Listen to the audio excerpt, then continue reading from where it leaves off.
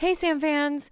I wanted to start this episode by shouting out our two certified Sam stands from Patreon, Killabee and Temple Woods. Thanks for subscribing, you guys. And if any of you other listeners would like to support us on Patreon, we have 5 subscription tiers to choose from with tons of awesome extras for you, including early access to weekly episodes, live blogging with other Sam fans and the hosts, 2 extra Patreon podcast episodes per month, and much, much more. Check it out and enjoy this episode of A Sam Girl Retrospective.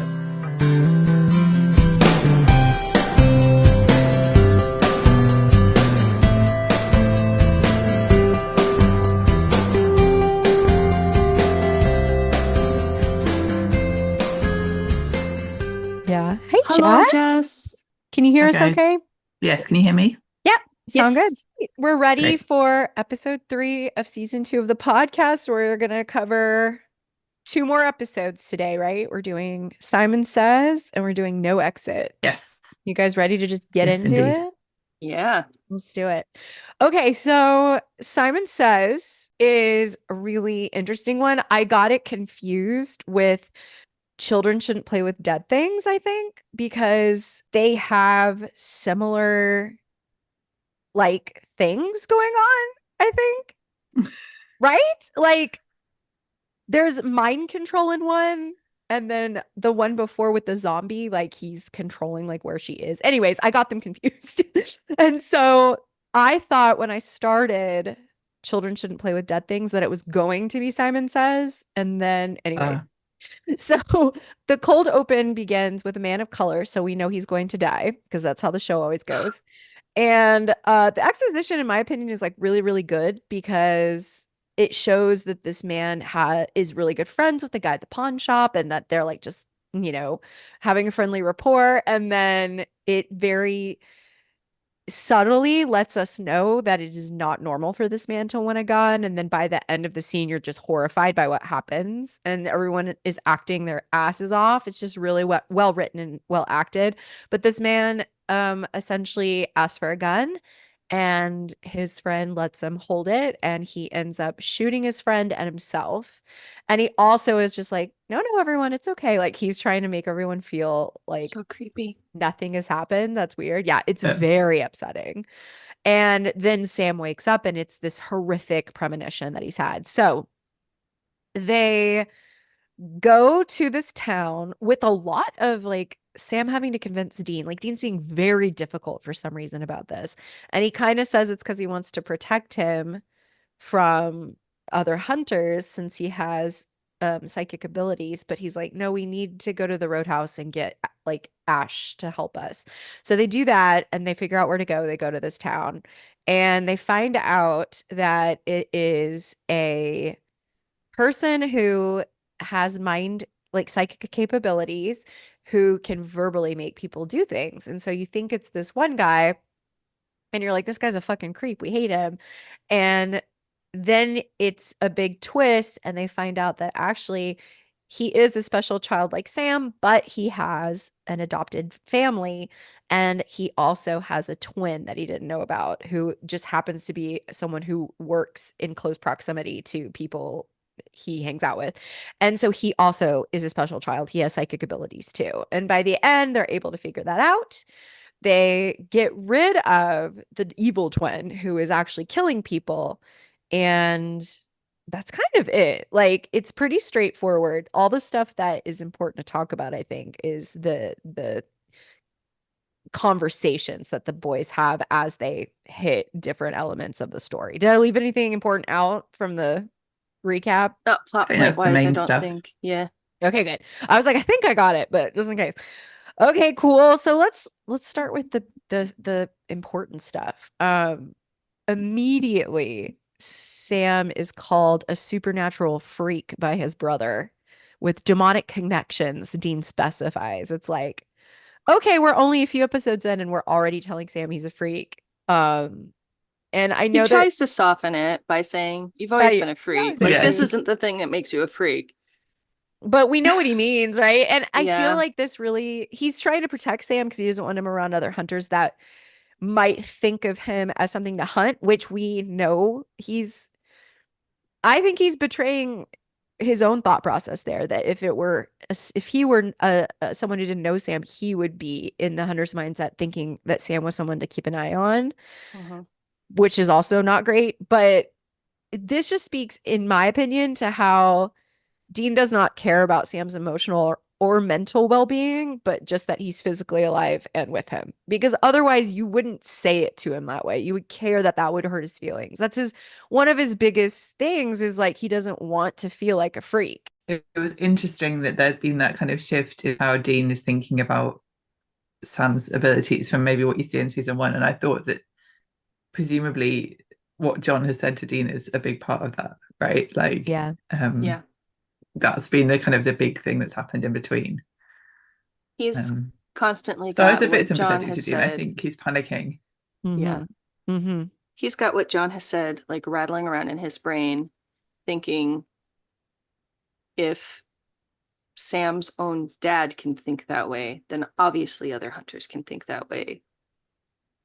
I mean, Like, and we know that John's always been a hunter first and a father second. So like, mhm. I mean, that's the most obvious test, is how does John see the situation, because he is a hunter through and through.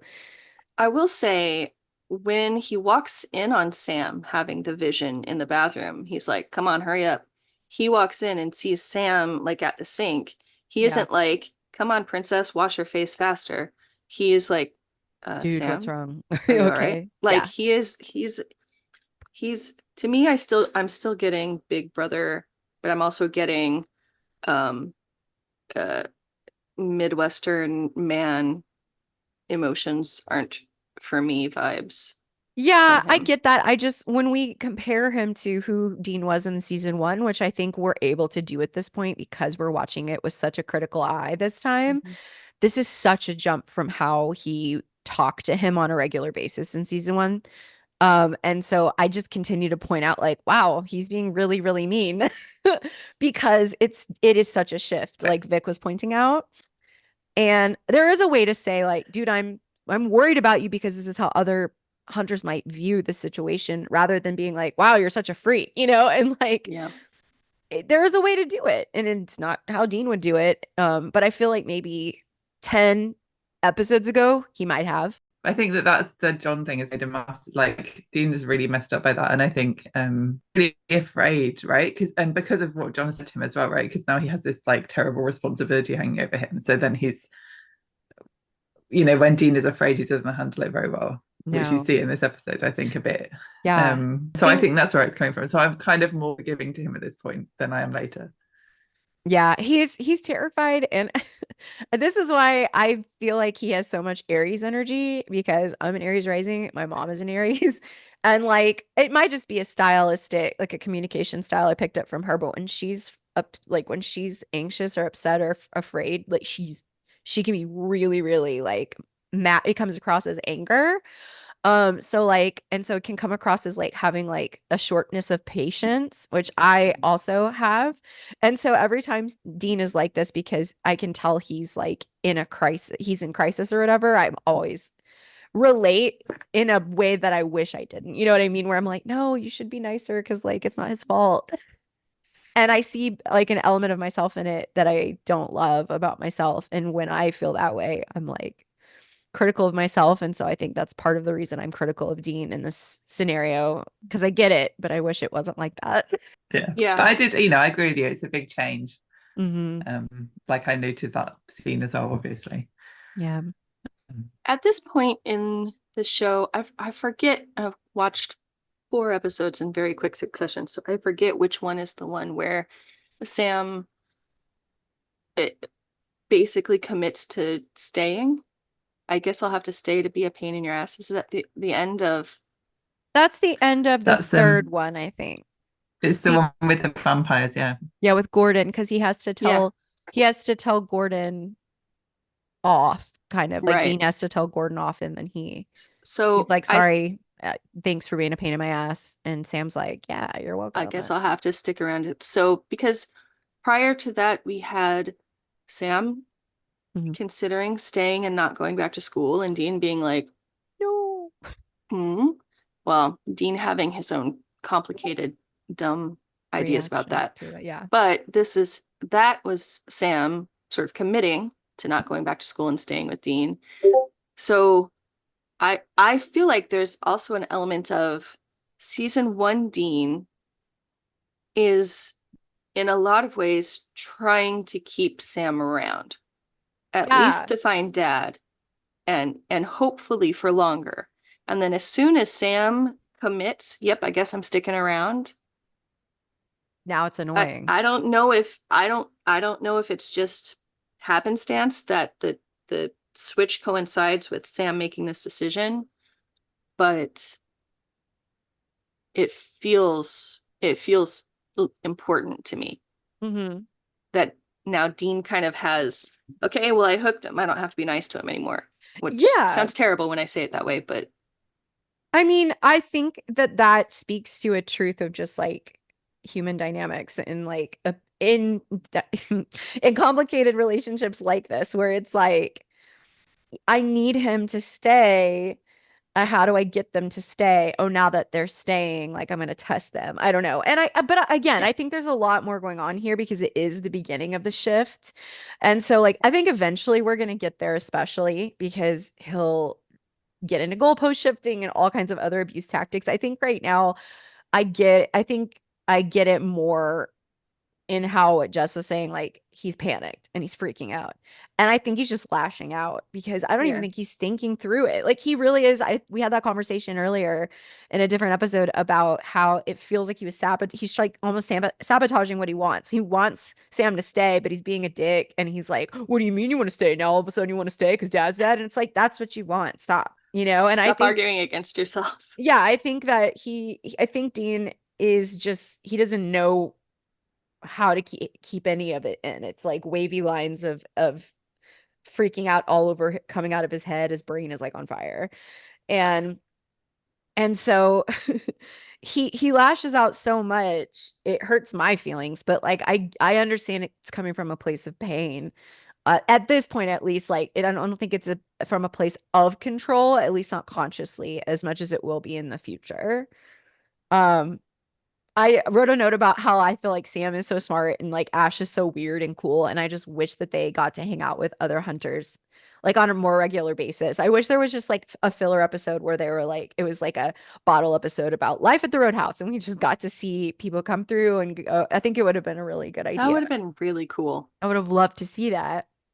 But one of my least favorite things is how I feel like they are making Joe into the I'm not like other girls, like pick me, like kind I of wrote that male so many fantasy. times in It's this episode and so in the next one. it's so cringe. Like I'm just like, okay, well, okay, she likes REO Speedwagon. How old is she? She's like Hell yeah, 19. Ario or whatever. Yeah, and it's like I like REO Speedwagon too, but like it's just the way that she's written, you can tell a man wrote her and like wrote her to be like surprising to them as men. They're like, "Oh, you can do that?" And she's like, "Yeah, like it's hard." Like I'm just like I hate that trope and I really dislike it. I I hate it. I Jess, you do look think, like you well, have feelings. this is getting into the next episode, but I do think there is that bit where she's sort of saying to Dean, "Oh, you don't think I can do stuff because I'm a woman?" And he's like, "No, it's not because you're a woman. It's because you've never done this before. You have no Yeah. experience. You're You're an an amateur." And I amateur. kind of like that because it's kind of she's trying to kind of position herself like that, and he's like, "No, it's nothing to do with that. Actually, Yeah, like, we'll I mean, talk they're about that women trying, more, can do whatever." but and I like that he says that, but but it's a even platitude in my started opinion. here, even Yeah. starting here, whatever Dean the character thinks about it, the narrative is making her a not one of those girls girl. Yeah, And it's in the characterization of her. It's not in like the action. Like I agree that I believe him when he says it's not because you're a girl, it's because you're an amateur.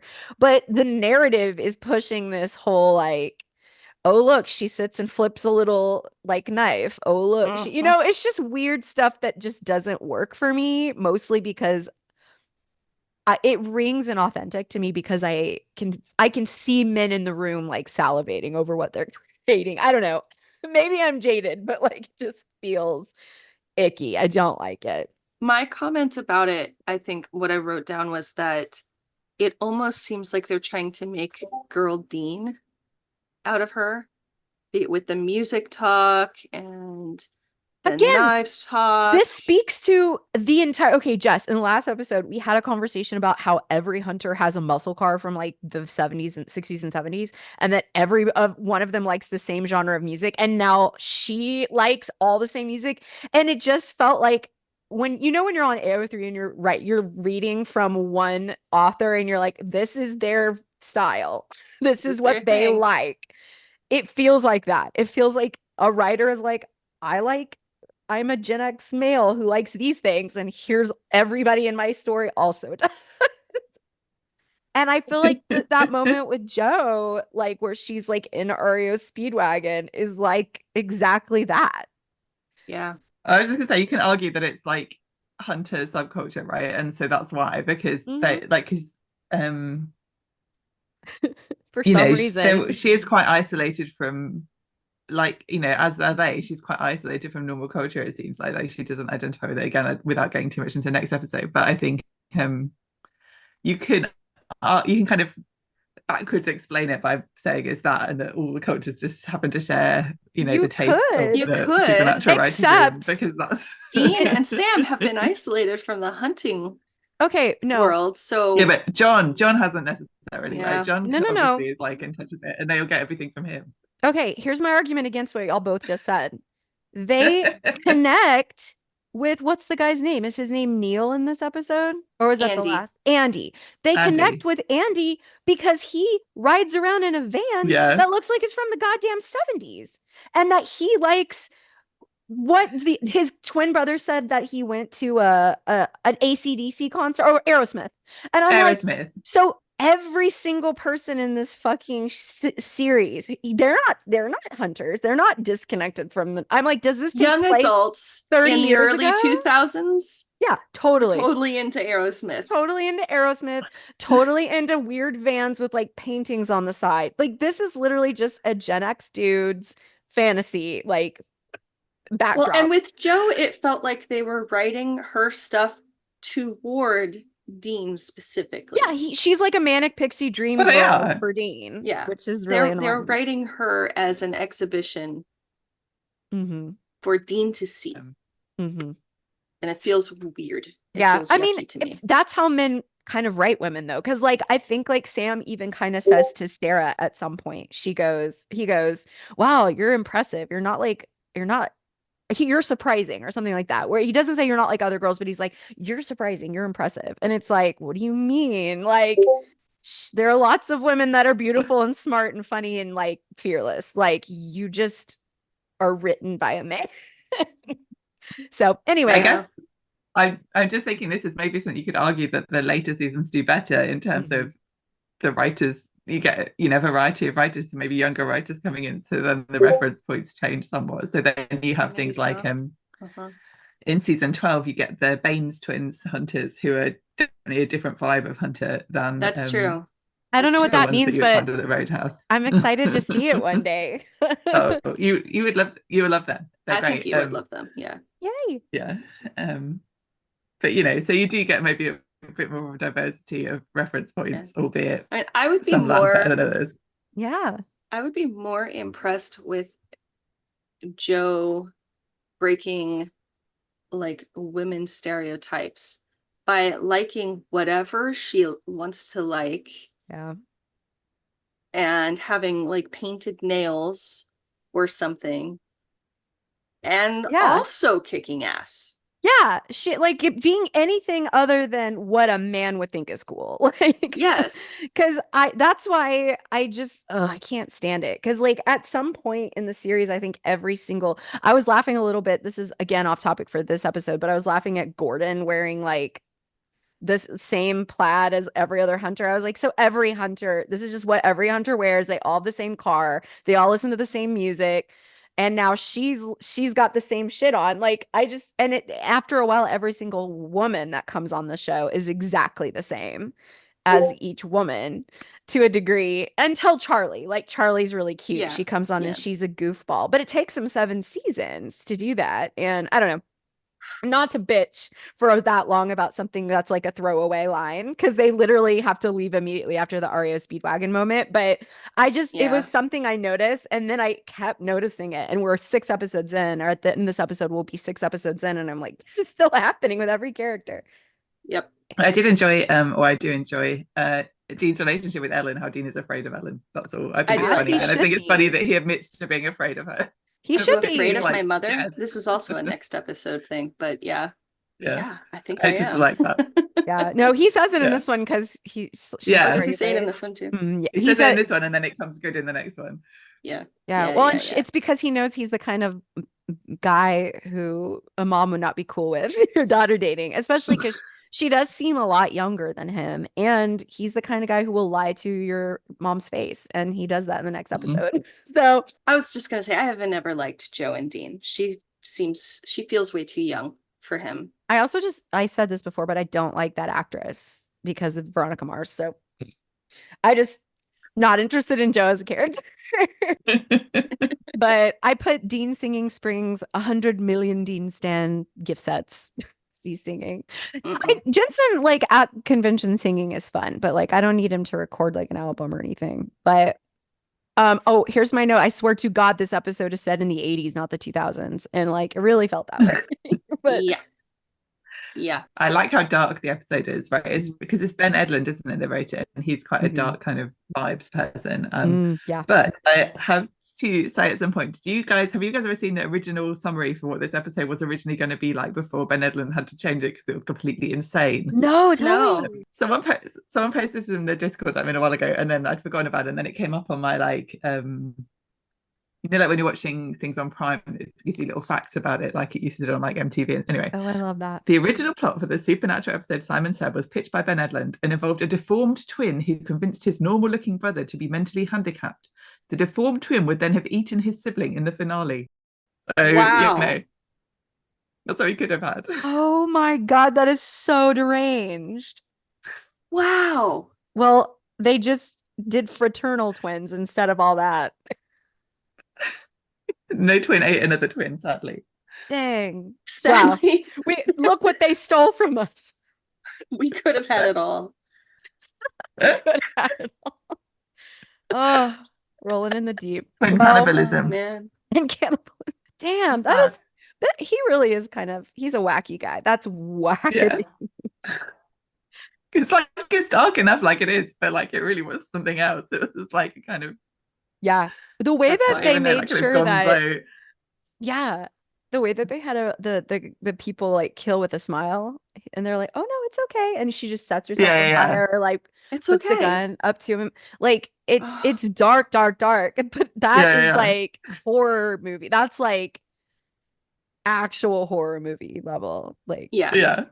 This is more psychological torment, I think. Watching people with a smile light themselves on fire. Well, and it doesn't feel supernatural. You're like, are these people losing their mind? Like we know it is because we're watching Supernatural, but when you're just out there on the street and you witness this, you don't understand it. Like a guy steps in front of a bus, you're like, oh my gosh, you don't think there's that cold open with the guy in the gun shop and I like watch it like this. Like I couldn't watch it. Like it was too scary and horrible. It was horrible. And he seems like such a jolly, nice man. That's why it's like, especially you're just with his big trousers. Yes, he was kind of bell bottoming a little bit. Like he was really that was so messed up. Because he seems like a kind of character you would want to get to know. And then he's like, his ending is so violent. And then we have to watch him have a different violent ending. Like it's just so much. And poor Sam, thinking he's saved the guy, takes his eyes off him. Yeah. And he dies a different way. I was like, no. But I've seen it before, so I knew. But I was like, no. Let's talk about at least he's saving the little guy. Yeah. The pawn shop owner. They do the whole like round and round we go thing where like last I checked, I kill all kinds of things. And then Dean's like, those things were asking for it. And so it's very like Sam is so concerned about like what's happening.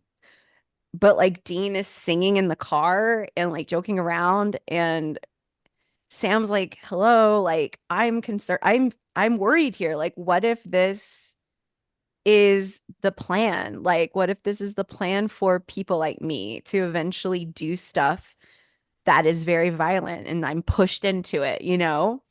Mhm. And Dean's answer is just like, oh, don't worry about it. Yeah.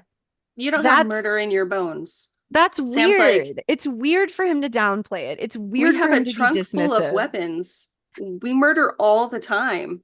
Yeah, What but are you those things talking were about? asking for it. Asking for it. Jesus Christ. I And hate that Because phrase. Dean of can't. course, John has already told Dean something about Sam. Yeah. So it's not like Dean is sure about it.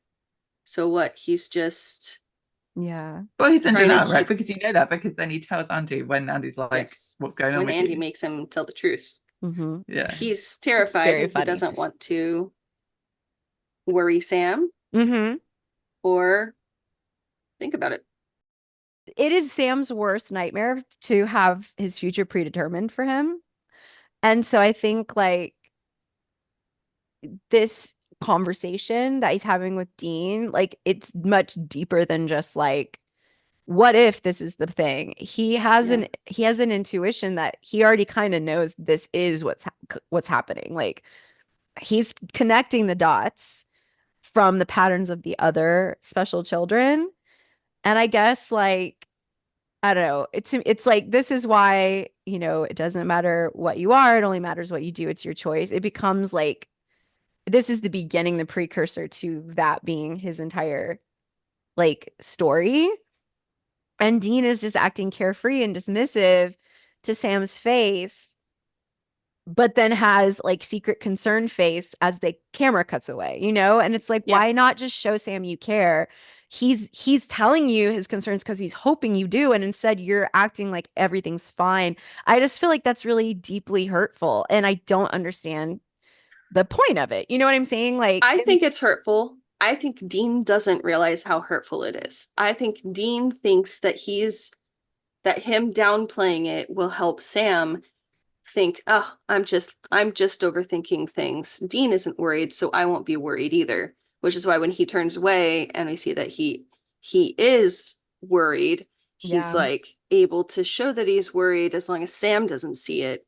I think it's just a little bit of Dean not actually understanding what his actions do to another person.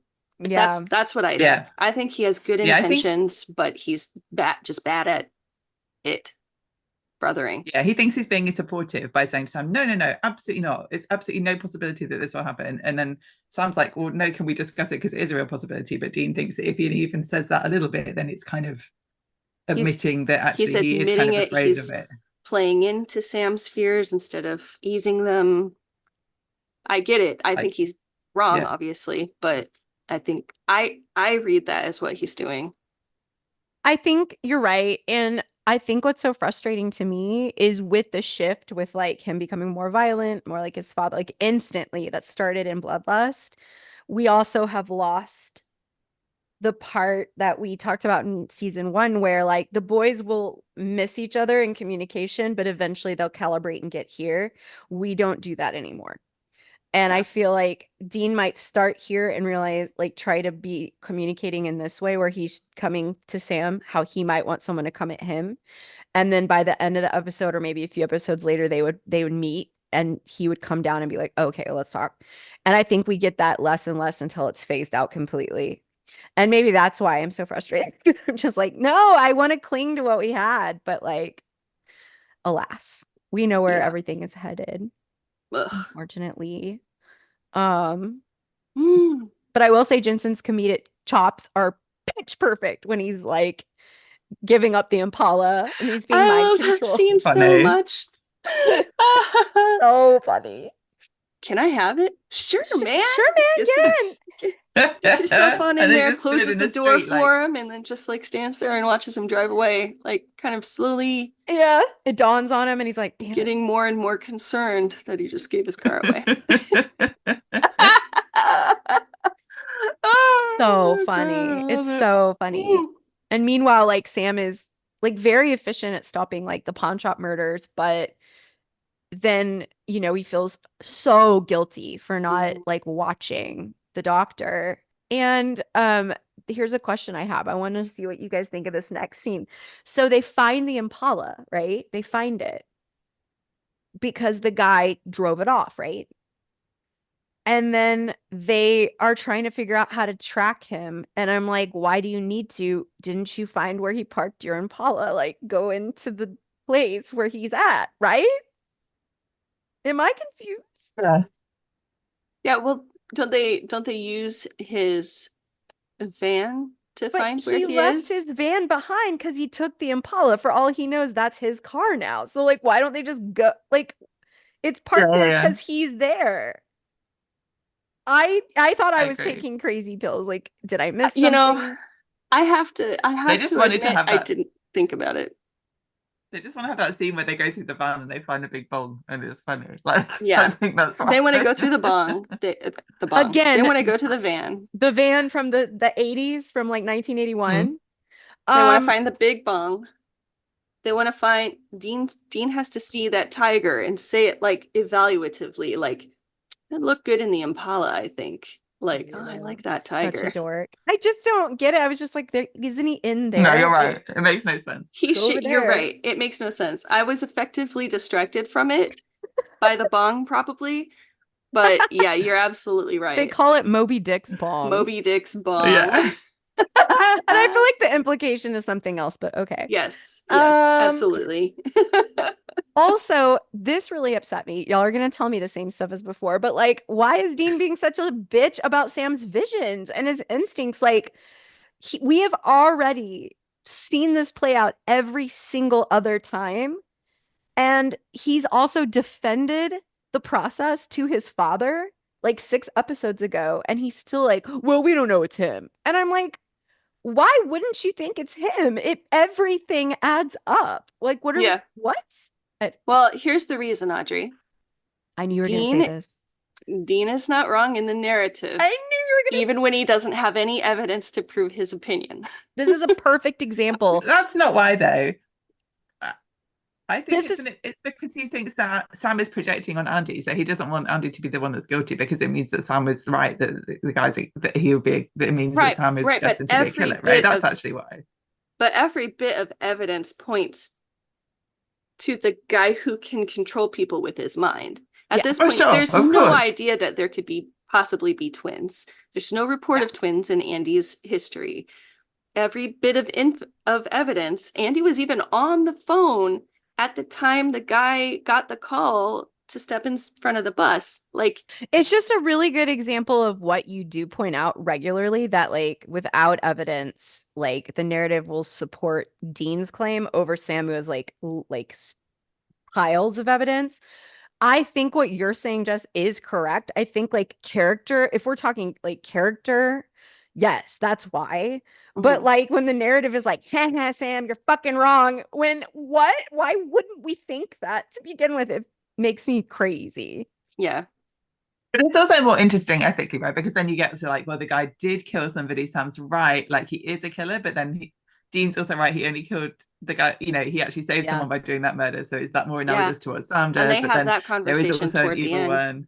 Yeah. Yeah. So that it's more juicy to do it that way, right? Yeah. And Sam's like, yes, I guess I was right. He is Yeah. a killer. And it's He like, is a killer. girl, Oh man, come like on, man. he wasn't when you met him. But like I get it. He's like, this is what my point is. Like the demon is pushing us into positions where we all are forced to become a killer or whatever. So no, I get it, but it just made me mad. Well, mostly here's why. And like take us out of it. Take us out of the fandom completely. Would I and Elle have these problems with the narrative? No. I wouldn't. But because we're in this toxic fandom that takes and runs with shit like that, and we have to go and just like scream about it, that's probably why we're jaded. Jess still has a clear vision of like why it's this way. And I'm over I think here I might like, still have a problem with it. Yeah. I think I would have a problem with it either way. But That's I mean, fair. but I think it works as a So we're the full spectrum narratively. here. No, Jess, I agree. There was a blogger who was a Sam girl, Poco China, I think her name was. Pocachina, yeah. Pocachina. She always, like, we would be screeching all caps, like on the the feed. And then she'd come in and be like, what are you guys talking about? Like, narratively speaking, this actually works for what we're always arguing for. And then like would like completely like reorient us all, or at least me. And I'd be like, she's right. Okay. Like, we can calm down. And I think getting caught up in the fandom wars makes it harder to see more clearly like the story itself when you have been in the trenches. Yeah, I definitely agree with that. There are definitely things that I think wouldn't Yeah. annoy me as much because this is a narrative thing that annoys me. Um, this also annoys me in other kinds of TV shows too, where I'm like, okay, well, obviously you had to have that character be right, but could you give him some evidence? Yeah. Show us Some more. reason to Don't think tell that? me, show me. Exactly. Exactly. This is like such a minor thing, but I'm always interested in like, I don't know, stupid character names. And the name that they give to that evil twin is the most worst name I've ever heard any character have Ansem ever. Weems. Yes. Why is he named that? Like Ants Weems. Is it gotta So, be like, the somebody? other guy's called Andy Gallagher. It's a completely legitimate normal name. Why was his Ansem. name Because it Anson? means Ansem. Ans Ansem. I looked up Anson Weems and it autocorrected to Anson Weeks, who is like an American orchestra leader, but I feel like that's not connected in any way. If I feel like only. if you're going to be called Anson Weems, it would turn you evil because it's the worst name ever. He's like, I had Comes no from the choice. ancient Germanic personal name Anshelm, Anselm. which means Sure. God and protection or helmet. I don't think that's related. I guess they just thought it sounded Weems. funny. You know, usually they do weird names if they're like the lead singer of a band or something. And I was like, maybe it's someone I don't know, but no. Mm, Weems. So dumb. Ansem Weems. It's So just weird. too fat. Yeah, it's bad. You're right. I do like when the bad guy ends up being someone that's closer than you think. It makes things so much Yeah. more personal. Like if Ansem Weems had just been some shadowy figure that we don't meet or learn about until after we figure out that there's a shadowy figure, then it wouldn't be as personal as or as impactful as being Yeah. the guy who's been hanging around Andy, getting all up in his business for months now. Yeah. Like that, I Agreed. like that. Yeah. Yeah. It's a nice reveal where you're like, and I remember gasping because I like forgot. I said I gasped at the twist because my amnesia is working really hard. And I was like, oh, he has a twin. And then it still didn't hit me that it was that guy because I just kept thinking it would be the same actor again. I did the same thing Yeah. happened to me. I knew he had a twin, but I did not remember that it was the guy from the Yeah. bar. Yeah. So strange. Ansem Weems was a surprise to us all. Can you believe we forgot Anson Weems? I'll never forget him again. Never again. Until the Never next time. forget Ansem Weems. Well, I love Jensen being so funny when he's like getting mind controlled and Sam's like, shut up, and Dean's like, I'm trying anyways more, and like it's so funny. So then what I love is the reveal that it doesn't work on Sam because he's a special child as well. And then I made note, and I will be putting this in the visuals, a very important tall Sam walking with an earnest shake of the head moment just happened. It's one of my favorite gift sets of all time on Tumblr, reblogged many, many times and tagged. For sure in my favorite tags. I wrote, Dean is physically pained by all that honesty. He's like, he's like sweating. He's like moist. I'm trying. I'm having and then when he walks away and kind of lets Dean go, Dean's like, yeah, he's like winded from telling so much truth. Oh my God. I want to say Jensen's this. a great comic actor. Oh my God, he's amazing. Like, he's so funny. And I'm so glad that those moments were written so that eventually we got episodes like Tall Tales and like eventually like Changing Channels and all the funny ones we're gonna get to see one day. But I did want to make note of this. I was like, you can tell Min wrote this because it's just like a cute side note. This is like when Sam is getting to know Andy. And it's just like, it's just kind of cute that he's coercing women into sleeping with him and it's not creepy. Like Sam's like, wow, you have it all. And I'm like, to be clear, that is rape. That's the entire thesis on which the first season of Jessica Jones is based. Like, oh, it's cute and good. Why do you even need anything else? You've got it all. Like, sir. I think that I just assumed that part that wasn't included. Like, it is. It's explicit. They show like a sex worker up in his like loft, waving down like she can't. But oh, you're the best day of my life. Like, I also didn't read her as a sex worker. No, she was just a girl that he'd slept I with. thought But she was then just in a that girl case, he was that kind maybe of- she dating. is just like a really hot girl in amazing lingerie.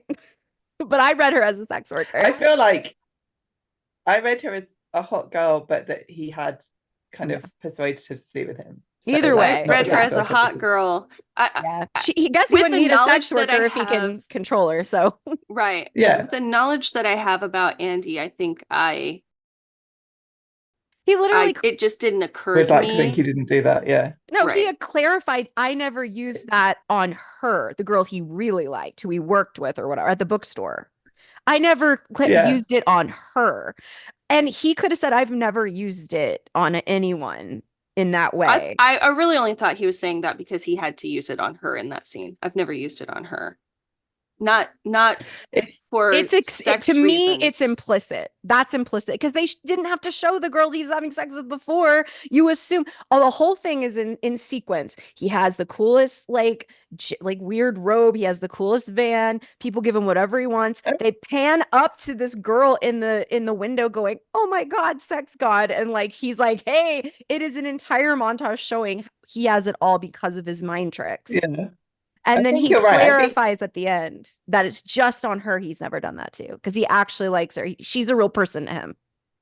I think I hadn't really thought of it because it's all in that sequence and it's just like, you know, he gets the guy's coffee and but I think, and I do think I like Andy and I don't want that to have been what he does, but I think really you're right. It does kind of, that's what that sequence is heavily implying. Well, and I think I just didn't get it. I just didn't get it that way. Like watch it again. when he clarifies it, I'm watching it in my head. When he clarifies it at the end, because he's had to use his power on her to get her to not go over the edge. What I got that he was saying, I've never used my power on her, like ever, not just I've never used my power on her to get sex. Like, yeah, he's No, I never think used it that's on true. her because he likes her. ever. Like, Right. that does not imply that he used it on another girl to get sex from her. It just implies that maybe he But- convinced that girl that he's cool or something. But isn't that the same thing though, right? Really? Like It's if you kind of- coercion. I If convince you- people I'm cool all the time. No, It's you not have true. to actually Yeah, but- earn the fact that you are cool because you're not controlling them. You're actually presenting yourself to them and they can decide. He is Yeah. literally I mean, I get that, controlling but their like, perception of him.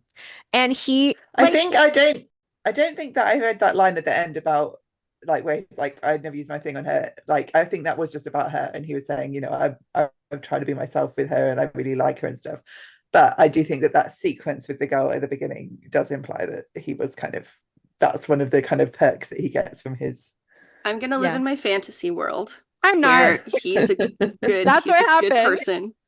And here's the thing, and I think this is why I brought it up, and I think it's important because this is how lots of men view that kind of thing. They don't view coercion as sexual like assault of any kind. They don't view it as like all those 80s movies that were like nerd revenge and like Yeah, you know what I'm gross. saying? That it's that same like genre of comedy where they're like, oh my God, like she didn't realize it was him or whatever. You know what I mean? And like we have shows like Jessica Jones that implicitly say he is controlling her with his mind tricks, despite the fact that his mind tricks make her want to do it in the moment. It doesn't count because she didn't have a chance to consent. I truly believe there's no other reason for him to clarify with Sam, who he had that long conversation with about how he had it all, that he had not used his power specifically on her. I think clarifying that shows she's different from the other girls because I actually like her. I've never used my powers on her. And that's how it read to me. And I think that's how men kind of view things. They're like, oh, well, I wouldn't have like done this like kind of low-key shady thing with a girl I actually like, because I wouldn't have maybe taken advantage of how drunk this girl was if I'd actually liked her. She's subhuman to me because she's just a hot girl that I kind of know. And I think it speaks to like a level of misogyny that was acceptable in the 80s and the 90s and the early 2000s that now we're deconstructing. And that's why I pointed it out. Yeah. I get it. I get it. I just I have trivia. Trivia. Trivia. I knew that it's interesting that you mentioned Jessica Jones because Ben Edlund, who wrote this episode, is married to Jenny Klein, who was a writer on Supernatural, who wrote some episodes, a bunch of episodes, but the one that I can remember is she wrote Just My Imagination, which is the one with Sully in it. But then she left Supernatural to go write for Jessica Jones. Nice. So that's cool. His wife wrote for Jessica Jones. So the guy that I love that. That is so cool. I love that. Jess is just, I called you Jess because we're talking about Jessica Jones. Jess is coming with the trivia today. She's got the trivia. Coming with the facts. But yeah, so maybe they've had that conversation. I mean, I definitely see Andy using his mind powers on anyone to be a violation. It is, but it's not rape. Flat out. That's what I was trying to say. Well, right, just flat out. What I was saying was not using his powers as a blanket on one person doesn't necessarily that everyone he did use his powers on, he assaulted. No, I didn't say that he did that, but I think he did do that with the girl they shoot. You think he did? I think he didn't. Okay, so the whole montage, like, what was that for? If not to show us that, is my question. You know what I mean? I got that they were trying to show that he has a really good life without having to try. Like, because that girl could be everyone. That girl could be attracted to him because he is shown as effortlessly cool to other people. I like him, and he has no sway over me. Like, I mean, you know what I mean? He's mind controlling you from the telly. He's mind controlling me from the television.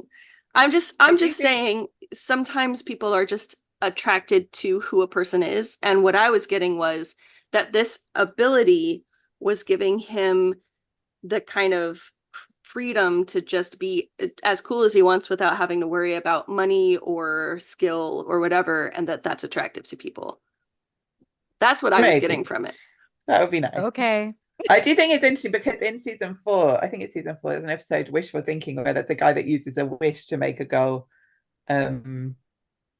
like fall in love with him. And they're quite condemnatory of him in that episode. So there's a difference between those two things.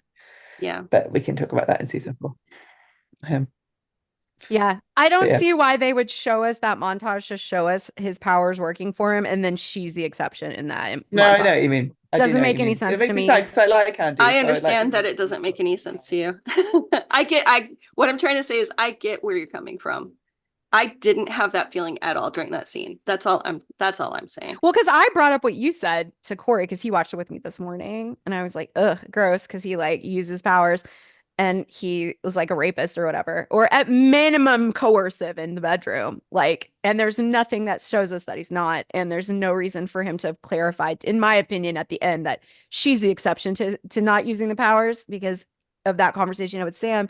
And he goes, this guy sucks anyways. He steals all the time. Like, he's taking everyone's shit.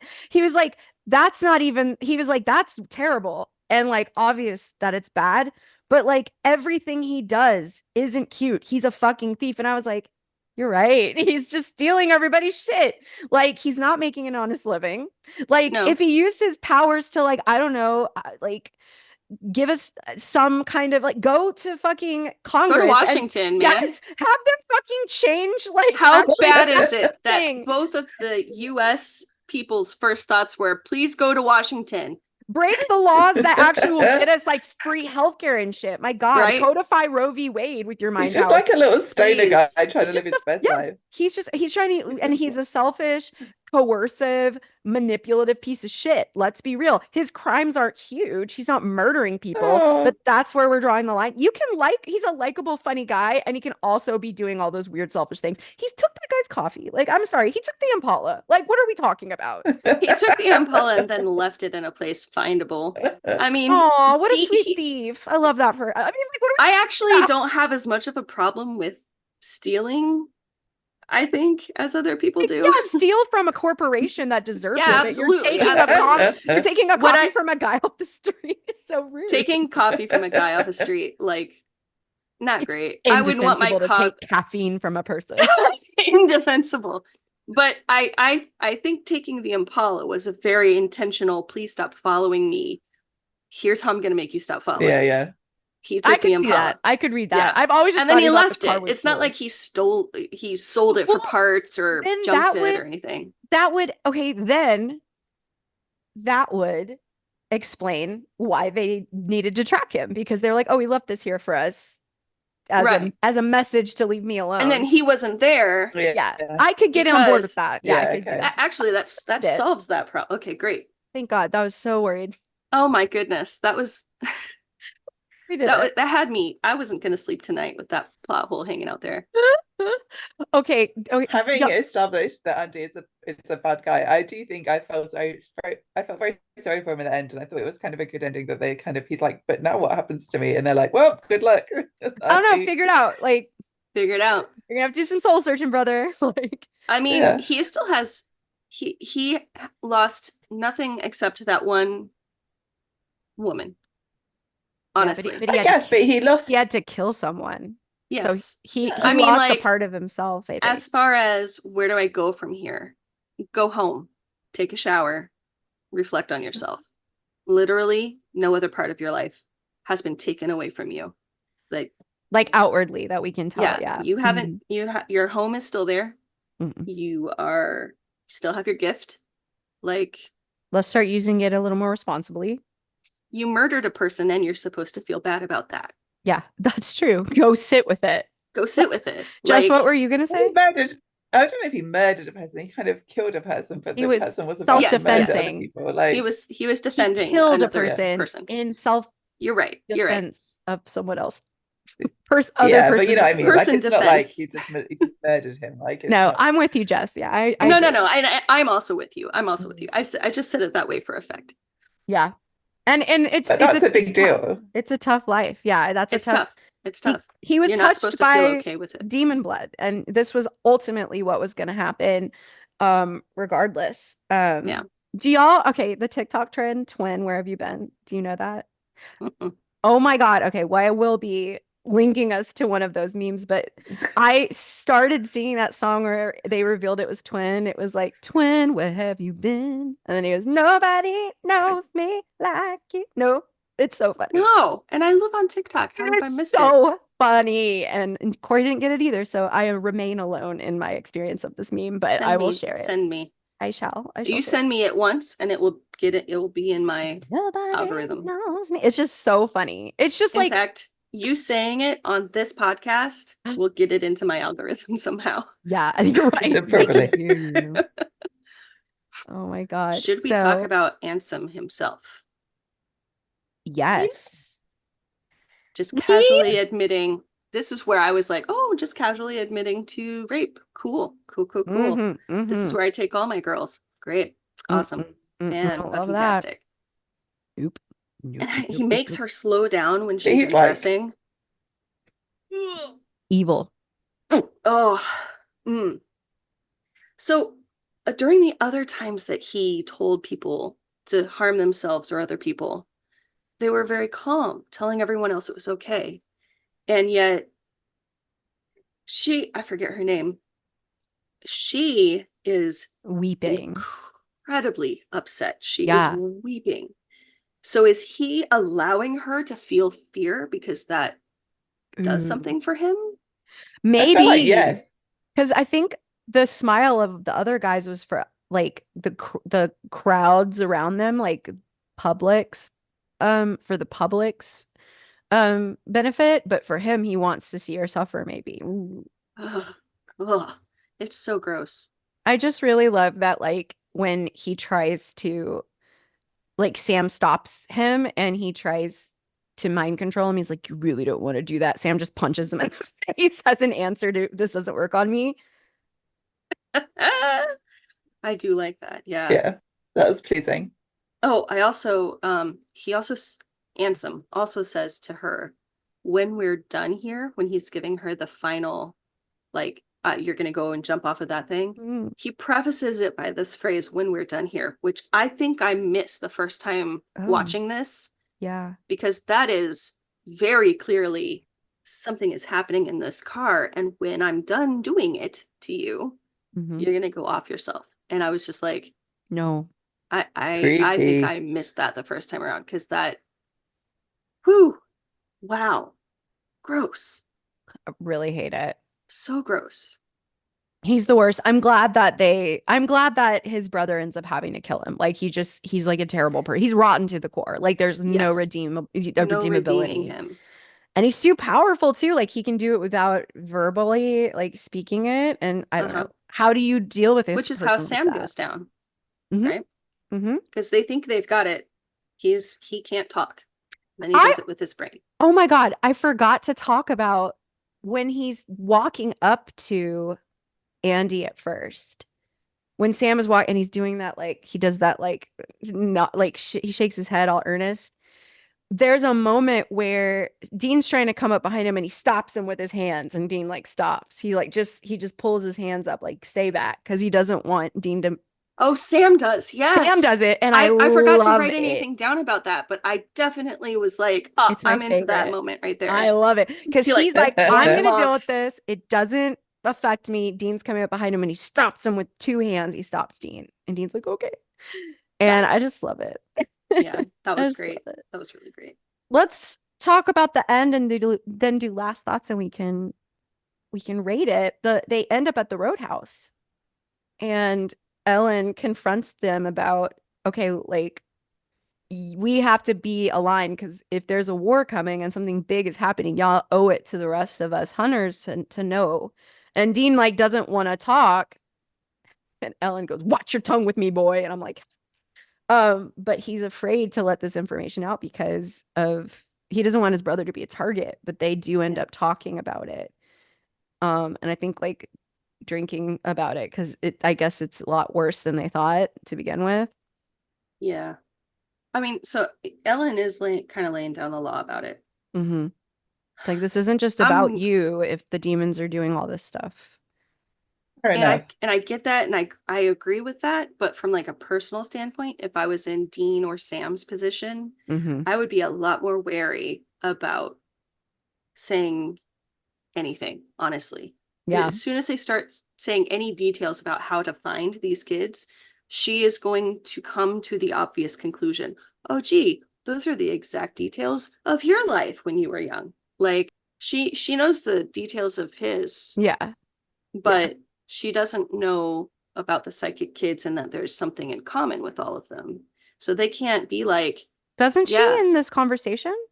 Don't they talk about that? That they're that she dangerous? learns it in this Oh, conversation. right. That's what I was. Okay. Yeah, I was confused. because I'm as sorry. soon as that's and that's why I'm like, as soon as you start talking about how you found these kids, Yeah. she is going to know that Sam is one of them. Right. Like, and the first thing she asks, Is, are they even knowing that dangerous? Sam is one of the kids in question, yeah, is, are these psychics dangerous? Like, are they? And Look Dean's at like, Sam. no, it's no What big do you deal. think? And Sam's like, yeah, some of them Mhm. very dangerous. I don't know So what I guess what's the alternative? They just don't go around the roadhouse they, anymore. yeah, or they tell her they don't know anything, but then a lot of people could be Yeah. in danger because they don't know what they're looking for.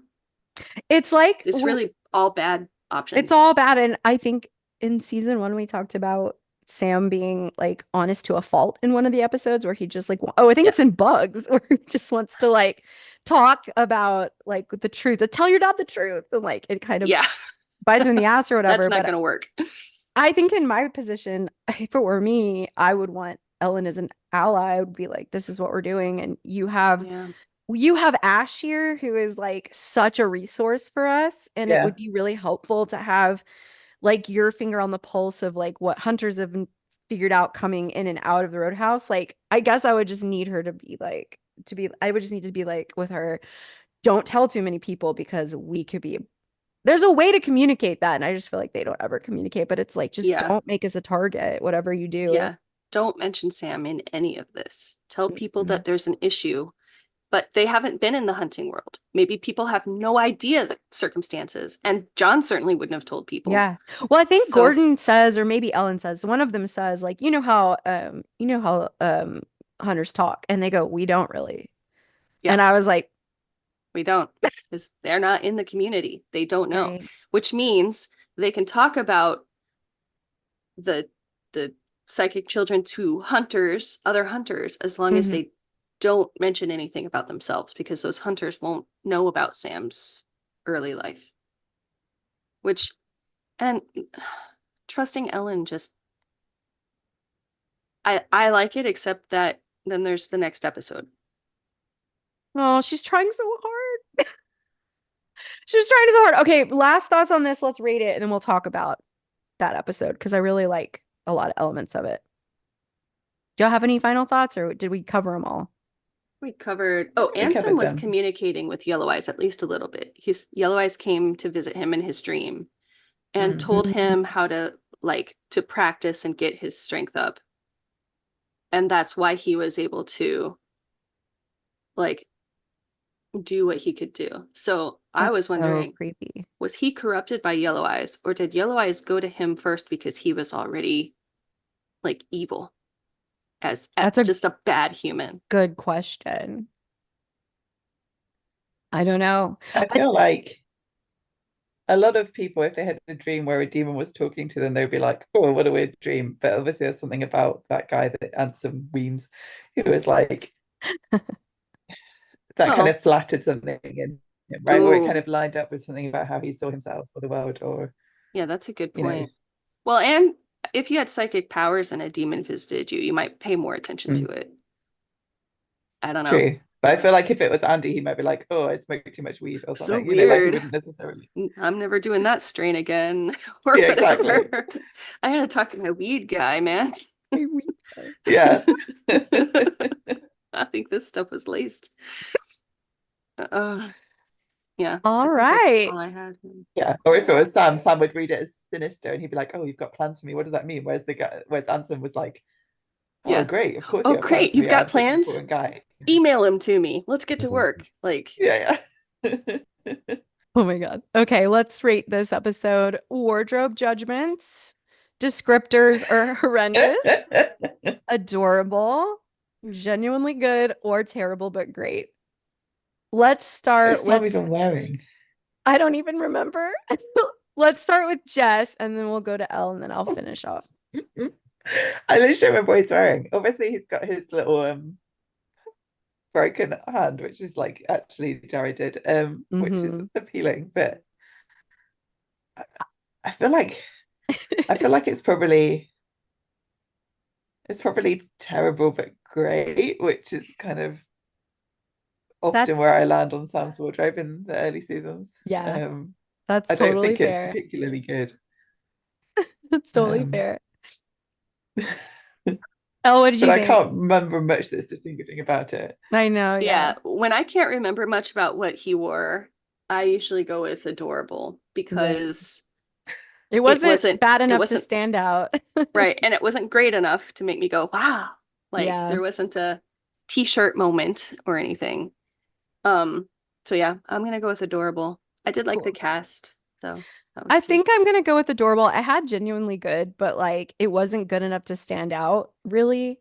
I just love that scene where he's walking at Andy and he's so imposing and like, but still like Mhm. soft and earnest. I just love that. But that's probably more of a hard eyes thing for me. But I do like the outfit and nothing offended me. So I'm gonna go with adorable. Oh my God. Okay. So we've got our Sam fan friendly scale from a scale of like 1 to 5, which technically I guess it can be 0 to 5, but we are not going to get to the zero place for a very long time. Just let's start with screen time. What do you think for this episode? I think there's quite a lot of Sam screen time. It's pretty evenly divided, but it's quite Sam focused because it's an episode about the demon children. Mm-hmm. So that makes it feel like a more Sammy episode to me. So I reckon it's probably like a four, a good four on screen time. Like, Yeah. yeah. Okay. Elle, what do you think? I went with like a 4.3 for the same reason. Yeah. I did. Okay. I guess I like this episode a lot. I gave it a 4.7 for screen time. I love every time he's on screen. He's on screen like the whole time. So like I have nothing to complain about, to be honest. So I did give it a pretty high score. All right, Jess, enjoyment. What did you give it for enjoyment? I think it's a really good episode. I like it so Mhm. much. It's so dark, but it's really funny. Mm-hmm. Like it kind of gets at some good stuff about how Sam and Dean are feeling about this whole situation, which again is a very Sam focused situation. Yeah, So I guess maybe like a 4.5. I think it's a really good episode. I agree. It's so good. What did you give it, Elle? I went with like a 4.7. I really enjoy this episode. Me too. I really like the complications of a power where you can control other people and you Mm, choose maybe not to control certain things or certain people, and how do you make that choice? And how do you deal with having an evil sibling? And then how do you kill him? Like, you know, we just just keep All hashing this questions. out, don't we? just Winchester stuff. Um, Just brother things. just brother things. And also Sam has two visions that we get to actually watch. Yeah. And one of them happens right in front of Andy, Mm-hmm. proving that Andy's not the one doing the thing. Yeah. And you know, I'm here for a vision, Sam. I love that psychic Sam. I gave it a 4.6, so I'm like right in between the two of you. Like I love this episode. I think it's super good for all those reasons. All right, hard eyes, our final rating. Jess, how were your hard eyes for this episode? I think I'm probably going to say a four again. I think it's good. Like, I think Sam is like doing some things I really like about Sam, where he's kind of, like you say, kind of honest to a fault kind of stuff. And Mm-hmm. the way that he's trying to work through all this complicated stuff that's going on with him and the demon stuff is something which I always am kind of engaged with and interested in. So I'm going to say four. Cool. Elle, what do you think? I was gonna go with like a 4.2. Okay. Um, Who knew? why? My hard eye is really hot. I mean, it could be higher. But I You have to live your truth. arbitrarily went with a 4.2. But because he because of all the conversations he had to have and self search he had to do about, is this my fate, is this what I'm going to be, and stuff like that. And I Yeah. love when people are kind of tormented, so hard eyes. You do love that. I gave it a 4.9 because I love tall, It's soft, imposing Sam. Like I just love, literally for that scene with him yeah. walking. Oh, it's one of my favorite moments of all time with him. And I think because specifically, like he does look so imposing, but like yet so like earnest and sincere. And like the nod is very much just like it's not like trying to be intimidating. It's just like, no, man, you're not getting away. Like I just love that whole thing. It's my shit, my shit. Fantastic. And again, the only way this could be higher is if it was Soulless Sam doing it. So, um, hooray! Okay, so my average is a 4.7. Jess, yours is 4.1, and Elle, yours is a 4.4. This episode is officially rated. Woo! Woohoo! Episode 6. Man, I can't believe we've torn through 6 episodes. Go us. This one is Dude. called No Exit. Are you guys ready for the summary? It's kind of okay. If I were to just tell it as a summary and like obviously make the B story, which is the ghost story, the only like summary, it's actually very stupid. Um, but it's a good episode because it's Joe, Sam, and Dean, and we get to learn a lot about like dynamics. But what happens is there are blonde girls going missing, and it's scary. Like at the beginning, the cold open, there's like it looks like corpse hands coming, or like a corpse eye is like looking through like a socket or something in the walls, and it's creepy. And so we realize at the beginning that Joe is actually the one putting this case together. And Ellen is like, no, I don't want you to go because I don't want you to die like your father, which I think is reasonable of her. And so then they kind of like toss it off onto the boys, I think. Um, and they're like, well, all right, we'll take it. Well, so they go to investigate, and Joe shows up. She's lied to her mom and said she's going elsewhere. I wish I knew how old Joe was. Do we know how old she is? I don't think She's so. she strikes Well, me at as like one a point, Joe kid. says go back to school. So I wanna think college age. Unless she Yeah. dropped out of high school and Ellen is like, go go back to high school, but I doubt that she would let her Yeah, not be in it's No, high got to be no. school. college. I think it's college. Yeah, okay. She just looks so young to me, but maybe she's like 19, 20. I don't know. So she poses as Dean's girlfriend. They like purchase this apartment. They just throw money at it. Joe just has like a wad of cash, and they start investigating it. And it turns out, stupidly, that it is the ghost of H.H. Holmes. They absolutely completely mess up his pathology. They say, oh, he only likes little blonde girls. That's what he used to do, which is not true, but whatever, it's cool. And they have to find his body because it's, I don't know, encased in cement.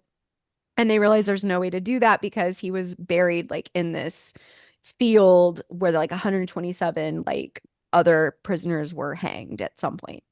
And so they eventually, I think Joe gets taken because of course she does. They go to save her. They end up rescuing another victim, and they decide the only thing they can do is use her as bait. Meanwhile, Ellen has been calling Dean looking for her, Joe, because she knows Joe lied to her, and Dean lies straight up to Ellen like twice. And eventually Ellen's like, fuck you guys, I'm flying in. I know she's there. So at the end, they use her as bait. They have this really ingenious trap set for him where once he comes into this like place in underneath the ground in a sewer, they grab Joe and drag her in to safety, and they release like a banner or something that drops the rest of like salt on the ground to complete a salt circle. So he's like trapped in there, and then they pour cement down the sewage, which I think city planning would be pissed about, considering how our America's infrastructure is failing. But anyways, so that he's trapped down there, I guess, forever, and that we know of, and that's kind of the end. Except they go back to the roadhouse, and that's when Ellen is like, "Look, I have a hard time with Winchesters because their shit-stained father is the reason your dad is dead," and so that's the last thing we learn. I I think literally those are wrote her shit exact stained. words. Those were mine. I wrote them in my notes. I just Googled how old Joe is, and there was some kind of extra textual, like a bit like John's diary, like, but it's some kind of blog there used to be on the CW website. So apparently from that, it tells you her age, and she's 2 years younger than Sam. So she's about She's 20. 21, I 6 years think, in younger season than two. Dean. So Yeah, she's 20, 21. Yeah, yeah, because yeah. So Sam's he's 4 years younger than Dean. Yeah, yeah. yeah, because Dean or Sam was 22 at the beginning of the series, and this is at least a year later. So he's Yeah, probably 23. So she's like 21. She's a baby. yeah. So she's about 21. It did a baby. Yeah. All right. What do we And think of Dean's this episode? 27. Yeah, he is gross. Not that A, he's gross, but the age gap is gross. I do not like. I don't like that they put Joe and Dean together. I That rubs me such the wrong way that I have a really hard time with this episode. just to start with. I thought that I read somewhere that maybe there was something that was at a con or something that at some point Joe and Sam were supposed to be a thing, but that like they just didn't have chemistry. And so it worked better with the actors because Joe and like Jensen had chemistry. But I Yeah. just think this actress doesn't have chemistry in general. I just don't think she's a very good actress. I didn't see chemistry with her and Dean either. Yeah, I just think And Dean has like maybe the kind of charisma that she can play off better, but she's just not a very good actress in general. Does well, that make sense? also part of it, yeah, it does make sense. Yeah. And also part of it is Joe's not like other girls qualities Blech, blech. that I can buy that Joe has a crush on Dean, I Yeah, think, yeah, but I I could don't buy really that buy that he easily. kind of, yeah, I'm with you. I don't think I he don't would really like her buy that back. he kind of, yeah, I think he would think I she's a guess he's baby. But immature, he yeah, Hopefully. but he like tries to go spend the night with her the first time they meet. it. He says something about what say you and I go find something to do for the night. And she's like, He kind of in starts your to say it and then he dreams. kind of goes off of it though, and And he's then, like, oh oh, yeah, he actually, it's says, not you know what? really, Never mind. yeah. But still, Yikes. I feel still like that's because he feels like he's obliged to do that because she's kind of a medium hot girl, and he's like, "Oh, I should. This is how I a relate to medium people." hot girl. Oh, poor Monica. Well, I I mean, she's do. cute, but She's cute. you know, I mean, I think his standard is medium hot. Yeah, Like, 100%. And also, let's not pretend we didn't already see Dean at a college campus being like, "Hey dude, sorority girl." You know, like that is yeah, his yeah, yeah, thing. She's exactly the age that he'd be creeping on. You know, I think he stops creeping on her as much because they form a relationship with Ellen and Joe and she becomes a person. Like that's how a lot of guys yeah, kind of act with beautiful women until they have to think of them as people and then they're like, "Oh, I have to respect you, so I can't objectify you as much anymore." And he like backs off. So I They're could just see not trying hard enough. But then the first time, the reason that he doesn't kind of crack onto him was because he's still really messed up about John dying, and he's just not in the Yeah, mood. Like, he's fair enough. lost in grief. He's like, no. Yeah, Mhm. But like Joe just feels like she's trying so hard. Like her mom feels really strongly about her wanting to go hunt. Any good parent would. Um, I think it's kind of embarrassing that she says that in front of Sam and Dean, since she knows they were out on the road way, way young. And she's like, that life isn't good enough for my daughter. Yeah. I No mean, then offense. no he does I mean, offense, think that they but would John was agree, but wrong. yeah, So also, like, can you disagree that your life isn't terrible? Because I think it's terrible. yeah, but then like, Dean says that to Joe, right? He's like, "You're lucky that your mum wants that for you." yeah, Like, Yes, he um, says, "My dad not started everybody me has so that. young. I wish I could do something else." Hmm. Like, oh, that I wrote that line down because it hurt my feelings so much. it's Yeah, interesting because it's that kind of thing that after John dies, Dean gets kind of more skeptical about John, and Sam gets more like on the John train, and like, is that happening? Yeah. 100%. It's so interesting. And I feel like that's really true to like what happens when someone dies sometimes is like you just people grieve in such interesting ways. Like now for the first time, John's presence isn't looming, and therefore Dean has the space for the first time maybe to question him more. And then Yeah, like Sam has always questioned him, so then he has space that he like feels guilty. And so like that they really do yeah, go the opposite ways. It's Yeah. crazy.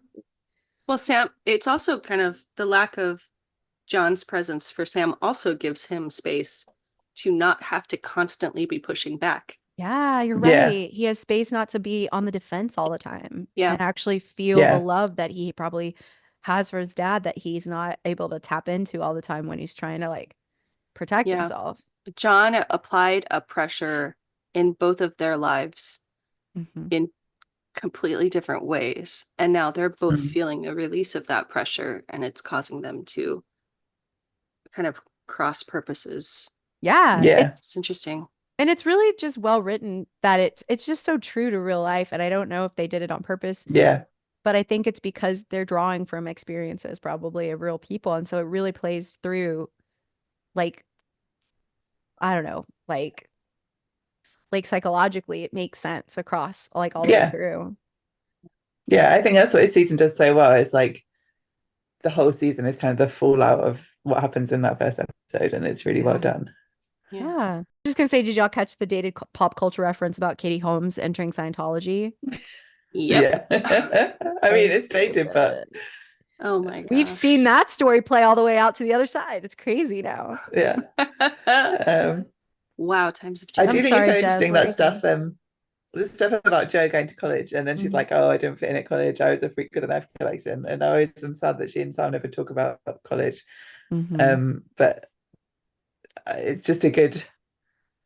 It's a whole story in that, like about Yeah. that she had this ambition that she went, that she didn't fit in, that she was unhappy. She let all of that is a kind of a whole. There's a lot in it. Yeah, Yeah, it's they loaded. could have done a lot more with her and Sam.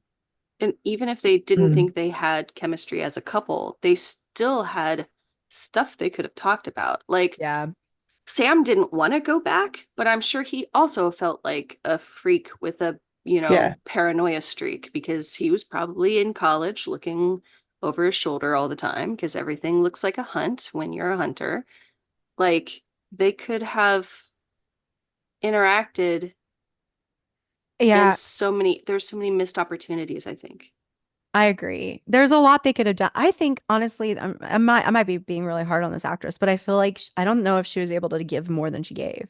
And Mm. maybe that's why they couldn't write more. But also they don't tend to care to write more for their female characters anyway. So Yeah, yeah, I it's a mean, lot of it's a lot how of much, missed opportunity. how much of it was, how can I yeah. do anything with the material you've given me? Yeah. Like, And my understanding is that Jo wasn't very popular with the fandom at the time either, and so then they kind of Shocking. were like, "Oh, Anybody that yeah, gets close to Dean is killed off. Like the same thing happened to the angel with the red hair oh in the yes, fourth season.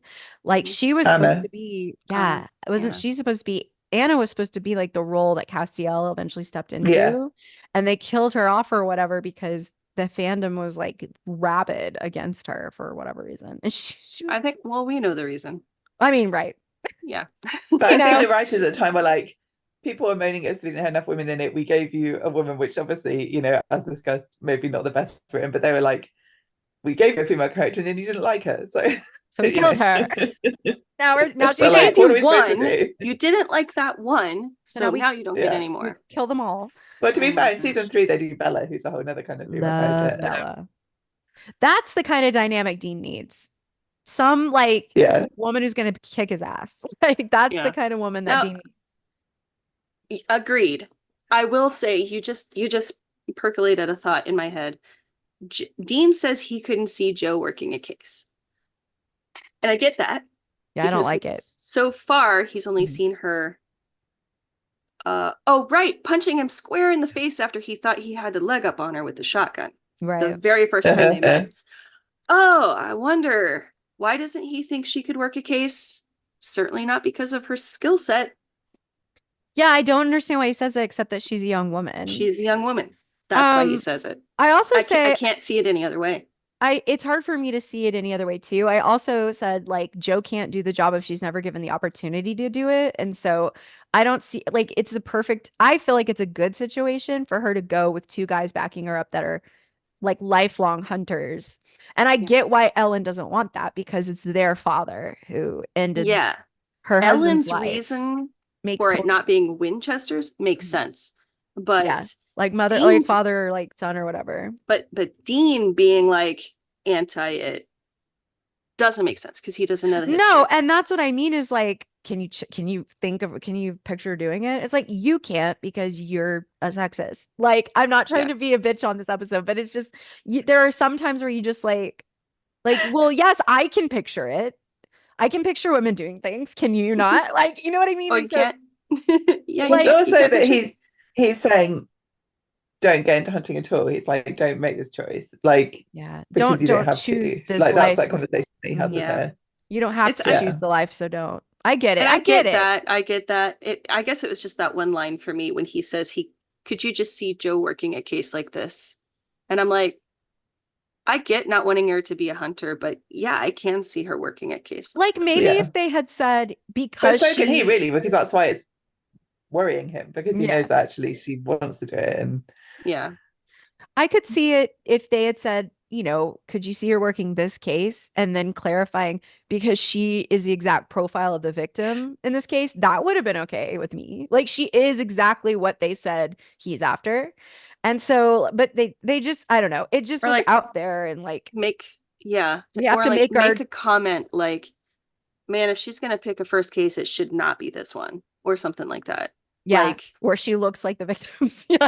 Yeah. But I mean, also it worked out because she was I good mean, bait. and I don't she know. and she even says that. Yeah, exactly. Hmm. He's gonna come after me. Which, okay, can I also address Yeah. that?